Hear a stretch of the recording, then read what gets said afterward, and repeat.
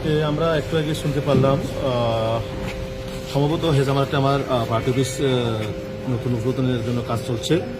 তো আমাদের কর্মীরাও সবাই উৎসাহের মধ্যে তারা এই পার্টি অফিসের জন্য কাজ করছিল।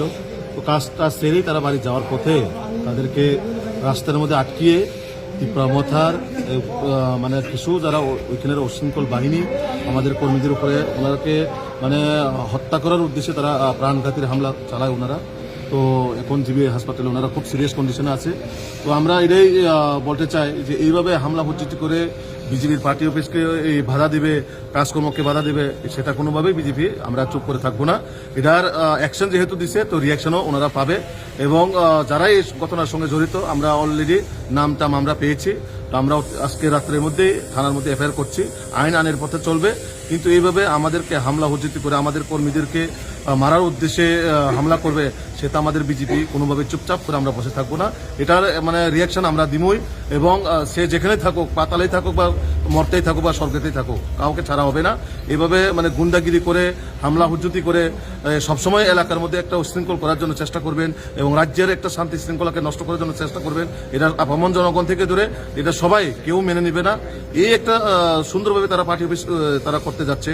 এর মধ্যে সকাল থেকে তারা কোনো সময় লাঠি লইয়া, কোনো সময় দাও কোদাল লইয়া, যেভাবে আমাদের কর্মীদের উপরে হামলা করা হয়েছে, হেমার বন্দুক দাও কোদাল টোটালি তাদেরকে জানে মারার উদ্দেশ্যে তারা হামলা চালায়। তো এটা কোনোভাবে আমরা সেটা বরখাস্ত করবে না।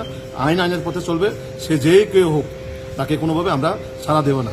কারণ আমরা যারাই আজকে আমাদের বুথ প্রেসিডেন্ট দুখিয়া দেববর্মা এবং হিরণ দেববর্মা আমাদের পার্টির কার্যকর্তা, একনিষ্ঠ কার্যকর্তা, তাদের উপরে যেভাবে হামলা উজ্জিত করবে সেটা বিজেপি চুপচাপ করে বসে থাকবে। আমরা কোনোভাবে চুপচাপ করে বসে থাকবো না। এটার ইয়েগুলা আমরা অবশ্যই আজকে থানার মধ্যে আমরা এফআইআর করুন। এফআইআর মধ্যে আইনের পথে চলবে, যা হবার হবে করে দেখা যাবে। কতজন আহত হয়েছে? এখন অব্দি দুজন এসেছে এবং বিশেষ করে পুলিশ ওইখানে বাধা দিতে গিয়ে পুলিশকে পর্যন্ত হামলা করে। তো ওরা এই গুন্ডা বাহিনীরা তারা কোন সমাজের, তারা কি মানুষ না পশু? এইভাবে পুলিশের উপরে হামলা করবে, মানুষের উপরে হামলা করবে, তাও এই প্রাণঘাতীর হামলা ডাও কোদাল লইয়া, হ্যামার দিয়া, হাতুড়ি দিয়া। তো সেটা কোনোভাবে আমরা মেনে নেব না। এটা আপামর জনগণ, এটার সুষ্ঠু বিচার আমরা সবাই চাবো।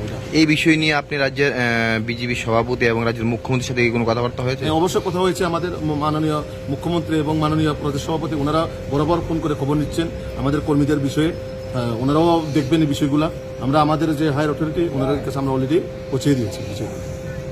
আপনারা জানেন যে আমাদের ভারতীয় জনতা পার্টির একজন কার্যকর্তা হেজামারাতে দলীয় কাজে তিনি যখন বসেছিলেন, সেখানে অতর্কিত কিছু সেখানকার সমাজদ্রোহী এবং সঙ্গে কিছু পলিটিক্যাল কার্যকর্তাও অন্য পার্টির, যারা এসে ওর উপরে আক্রমণ করে। বিশেষ করে যারা মথার কয়েকজন সেখানে নামধারী যারা, তারা তার উপরে আক্রমণ করে এবং তার মাথা ফেটে যায়, মাথাতে 6-7টা শিলি লাগে এবং গুরুতর আহত হয়। লোহার হাতুড়ি দিয়ে তাকে জখম করে এবং সেখান থেকে হসপিটালে নিয়ে আসে। তাকেই দেখতে আসি, এখন সিটি স্ক্যান হচ্ছে এবং হসপিটালে ভর্তি করা হয়েছে। প্রায় তো এরকম ঘটনা দেখা যাচ্ছে। দেখুন, এই বিষয়গুলো নিয়ে বারবার আমরা নিন্দা জানিয়েছি বা আমরা অনেকবার সেগুলোকে নিয়ে পুলিশ কমপ্লেইনও হয়েছে।